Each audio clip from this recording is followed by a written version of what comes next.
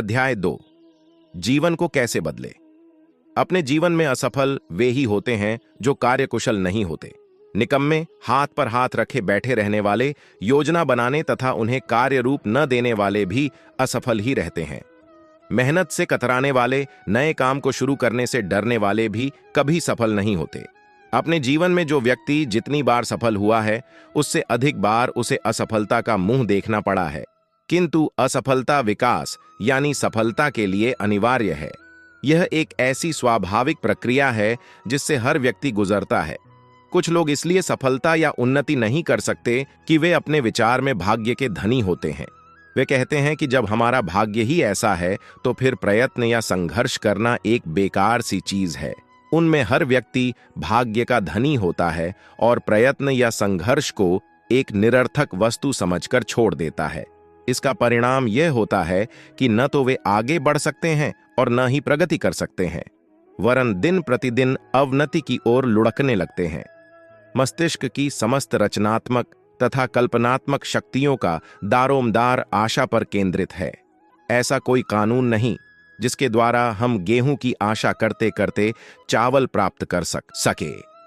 प्रायः बहुत से लोग निराशावादी विचारों से अपने व्यक्तित्व को, अपने आप को दुख पहुंचाते रहते हैं। डिजरेली ने कहा है, मानव स्थितियों द्वारा जन्मा नहीं है, वरन वह स्वयं स्थितियों को उत्पन्न करता है। अपने मन में असफलता का भ्रम कभी पैदा न होने देना चाहिए। आप मन में पुष्ट तथा दृढ़ संकल्प कर लें और पूरे विश्वास के साथ कहे कि मुझे संसार में किसी काम के लिए भेजा गया है और मैं भगवान की दया से अपने बाहुबल से इस कार्य को संपन्न करूंगा। अपने स्वभाव तथा प्रकृति को इस प्रकार शिक्षित करें कि आप बड़े से बड़ा कार्य संपन्न कर सकते हैं। आप अपने स्वभाव से यह प्रकट न होने दें कि आयु भर आपको साधारण कार्य करने हैं। यदि आप यह अभ्यास करें और आठों प्रहर निर्माणात्मक तथा सृजनात्मक विचार सामने रखें, तो आपकी यह मानसिक दशा एक दिन आपके लिए संसार में यश तथा कीर्ति उत्पन्न करेगी और आपकी अभिलाषाएं पूर्ण होंगी।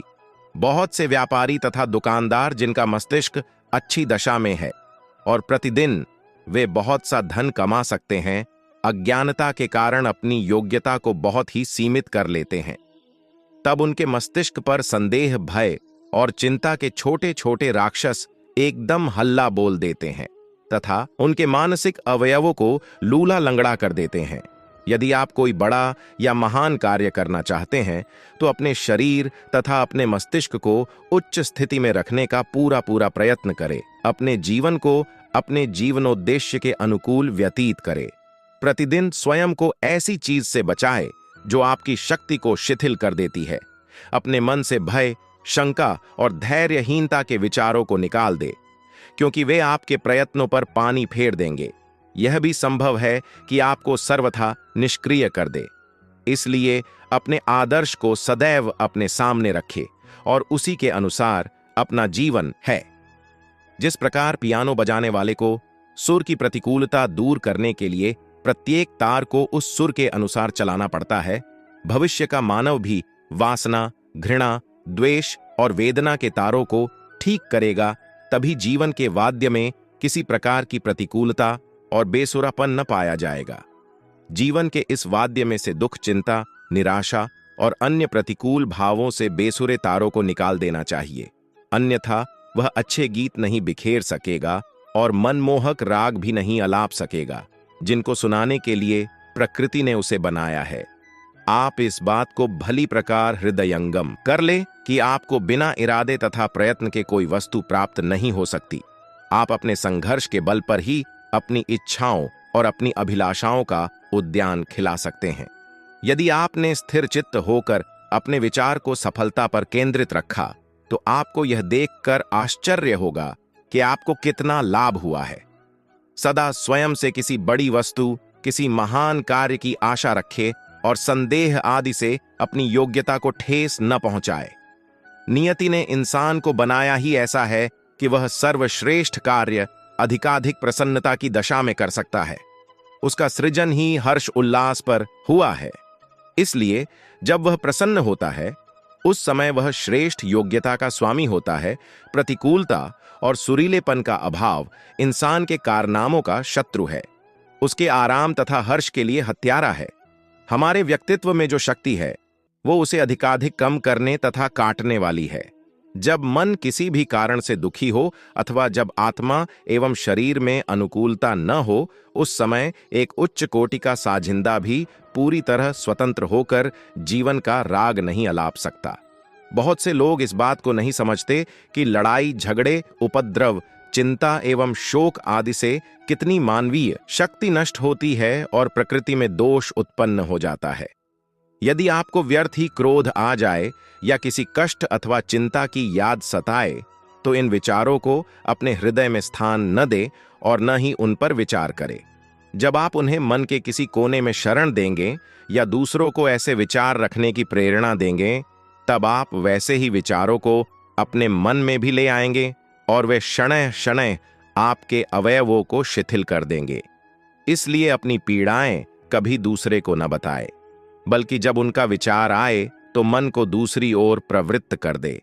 इस प्रकार उसका प्रभाव नष्ट हो जाएगा। दिन भर के परिश्रम के पश्चात आते ही पलंग पर न लेटे और न ही आराम कुर्सी पर लंबे होने की चेष्टा करे। अपनी थकान या अपनी विवशता प्रकट न करे और न खुद से कहो कि आज बहुत कार्य किया, बल्कि इसके विपरीत विचार को मन में लाए। तब आपको यह देखकर आश्चर्य होगा कि आप एकदम ताजा दम हो गए हैं और आपकी थकान बिल्कुल दूर हो गई है। यदि आप ये सोचते हैं कि आप अमुक कार्य करने से बुरी तरह थक जाएंगे, उस कार्य में आपकी समस्त शक्ति नष्ट हो जाएगी, तो उस विचार को मन से निकाल दें। दरअसल आपकी दशा के साथ आपके विचार का गहरा संबंध है। इसे इस प्रकार समझ ले कि विचार ही शक्ति है। जिस विचार से आपको कष्ट पहुंचता है, तुरंत उसके प्रतिकूल विचार को अपने मस्तिष्क में लाने का प्रयत्न करें। इससे आपका कष्ट दूर हो जाएगा, क्योंकि मानव प्रकृति की यही विशेषता है। जितनी बार आप अपने थके मांदे और चकनाचूर होने की शिकायत करते हैं, उतनी ही बार अपने मस्तिष्क की सतह पर अमिट तथा अमर आकृतियां बनाते हैं।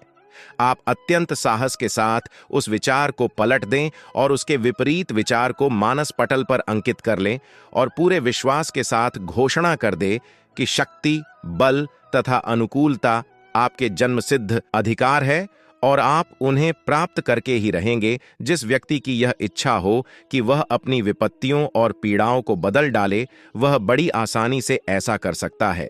इसके लिए थोड़े से वैयक्तिक अभ्यास की आवश्यकता है। जो विचार अथवा भ्रम उसे पीड़ित करता है, उसे बदल डाले। फिर क्या होगा? उसकी समस्त प्रवृत्ति बदल जाएगी। वह कुछ से कुछ हो जाएगा और बिल्कुल नया इंसान बन जाएगा। जिस प्रकार हम दूसरों की पीड़ा पर सांत्वना का मरहम रखते हैं, उसी प्रकार हम अपनी चिंताओं और विपदाओं के घावों पर संतोष एवं सांत्वना का मरहम रख सकते हैं। जैसे हम दूसरों को प्रोत्साहन देते हैं, निराश होने से वंचित रखते हैं, हम अपने व्यक्तित्व से भी वैसा ही व्यवहार कर सकते हैं। अपने जीवन को आप तभी बदल सकते हैं जब अपने अंतर तथा मस्तिष्क को सदा शुभ तथा अच्छे कार्यों में व्यस्त रखें। जीवन में इतना काम करे कि आपको बुरी बातें सोचने और चिंता करने का समय ही न मिले। प्रसन्नता तथा समृद्धि के शत्रुओं को आपके हृदय गृह में प्रवेश करने का अवसर न मिले। जो व्यक्ति स्वयं को किसी न किसी अच्छे काम में लगाए रखता है, वह सदा प्रसन्न रहता है। इसके विपरीत जो व्यक्ति बेकार पड़ा रहता है, निठल्ला होता है, कोई काम नहीं करता। उसके मस्तिष्क में बुरे विचार और अंतर में चिंताजनक भ्रम तथा सुझाव आते रहते हैं। हमें अपना जीवन दर्शन ऐसा बना लेना चाहिए कि हम हर्ष व उल्लास के अपने जन्मसिद्ध अधिकार को अपने शत्रुओं से, जो हर समय इस खजाने की चोरी की ताक में लगे रहते हैं, सुरक्षित रख सके।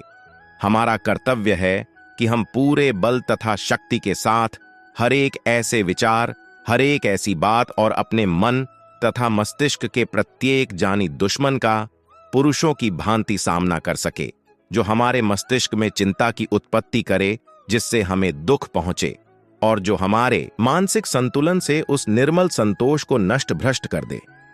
कुछ लोग बहुधा साधारण तथा हीन कार्य करते रहते हैं, यद्यपि उनकी प्रकृति में ऐसी सबल शक्तियां सोई पड़ी रहती हैं जिनके द्वारा वे बड़े बड़े काम पूरे कर सकते हैं।